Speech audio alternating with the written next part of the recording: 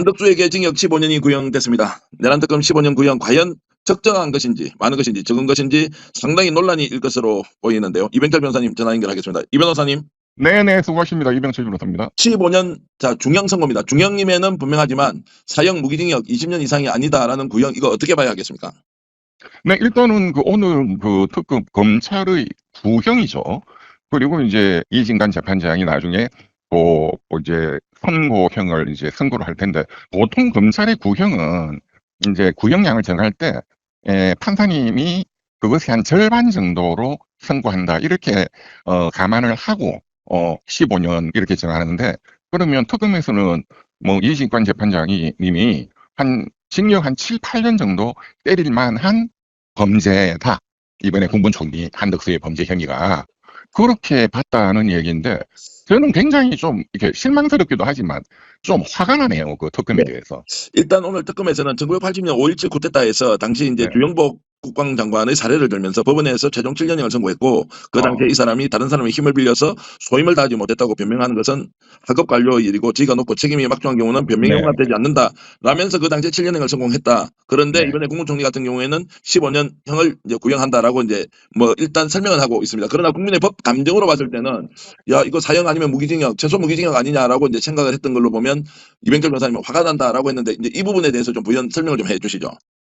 그러니까 저는 최소 무기징역까지는 아니더라도 일단 법적으로는 우선 내란 방조는 절반으로 감액하도록 형법이 돼 있으니까, 내란 소개가 사형 또는 무기징역이기 때문에 무기를 이제 절반으로 이렇게 감액을 이제 하면, 이게 이제 법에 의하면은 이제 최소 10년 이상 유기징역이거든요.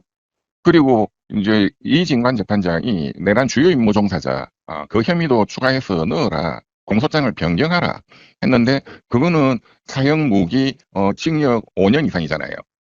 근데 이제 그거를 이제 또 2분의 1로 이제 감액하도록 방조는, 근데 어쨌든 거는 이제 감액을 이제 하고, 그 다음에 그 죄만 있는 게 아니고 또 위증죄도 있고 허위 공문서 작성죄도 있고 한데, 이제 거기에 대해서도 징역 몇 년 이렇게 결정을 하고, 그게 다 합산이 돼야 되는데, 또는 가장 무거운 죄, 징역 20년으로 이렇게 선택을 했다 하면 그 징역 20년에 2분의 1을 가중해야 되니까 징역 30년 이렇게 정해야 되는데, 그렇게 하면 저는 최소한 오늘 구형이 최소한 아무리 적어도 최소한 한 30년 정도는 나와야 되는 거 아닌가. 그래야 절반 정도 깎는다 하면 징역 한 15년에서 20년 정도 실제로 징역을 산다.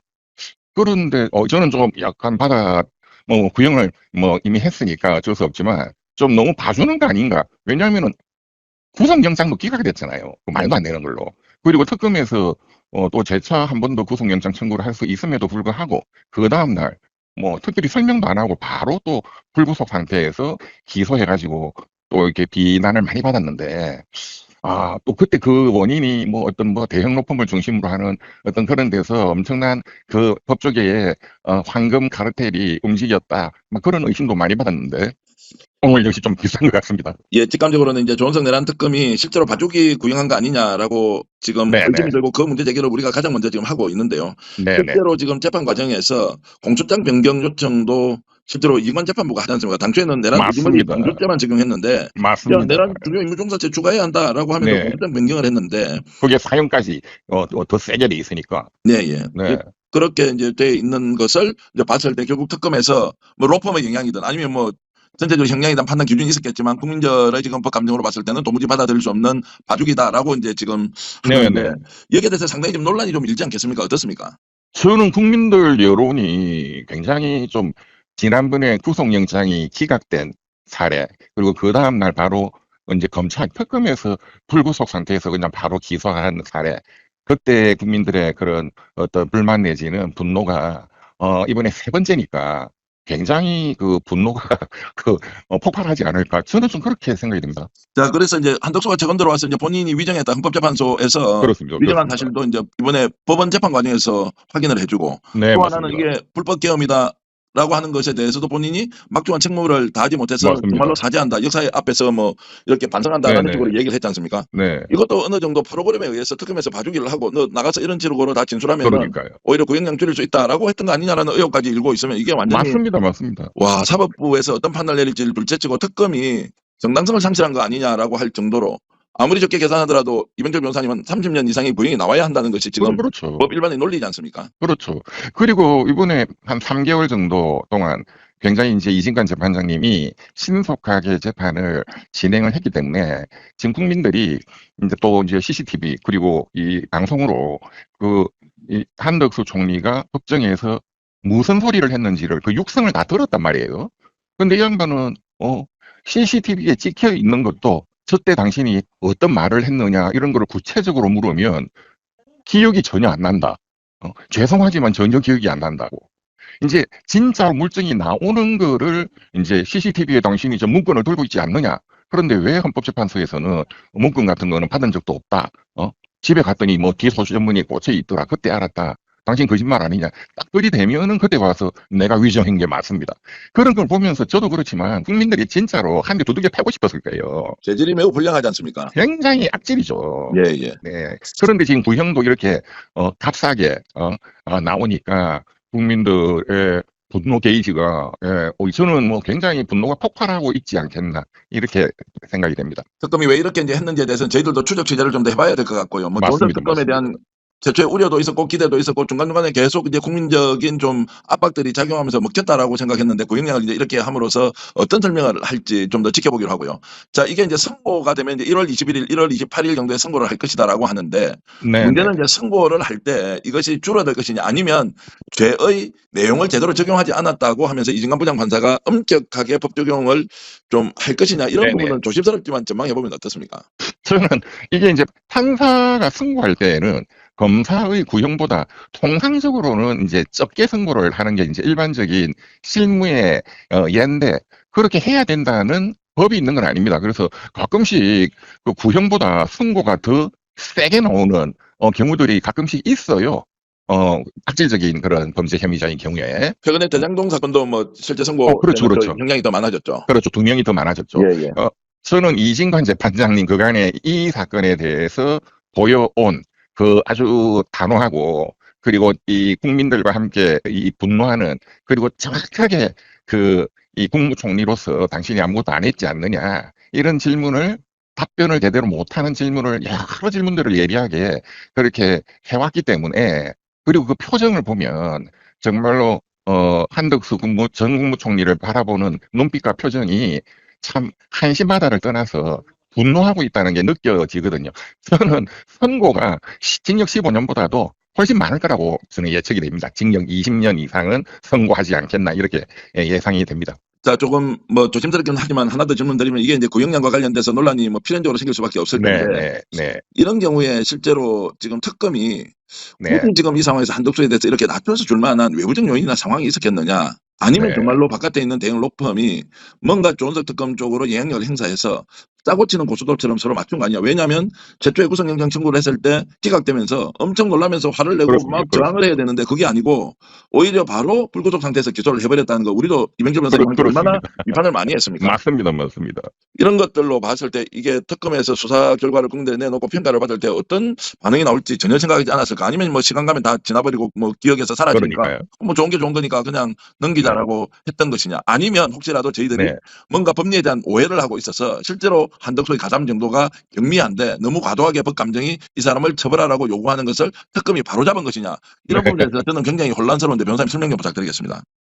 저는 솔직히 그냥 상식적으로 이번에 한 3개월여 동안 또 이 이제 그 재판 진행을 이 방송으로 국민들께 다는 아니지만 중요 부분을 방송을 허가를 한 분도 이진관 재판장이고 그 이 법정 안에서 그 중요한 CCTV 국무회의가 열리는 그리고 왔다 갔다 하고 전화 걸고 하는 것을 직접 또 국민들한테 보여드려야 된다 해서 이제 이 공개 허가를 한 분도 이진관 재판장인데 우리 5천만 국민들이 상식적으로 그 CCTV에 나오는 이 한덕수 국무총리의 행동 그리고 이상민 행안부 장관 최상목 뭐 등등 뭐 송미령 그다음에 왔다리 갔다리 뭐 하면서 지시를 하는 김용현 국방장관 그 행동을 보면 김용현 국방부 장관이 그 방문 안에 있는 윤석열이 지시를 받아서 모든 걸로 총괄해서 이제 지시를 전달하고 한다. 눈에 손이 다 보이고 그 지시를 김용현이로부터 받아가지고 그 다음 단계에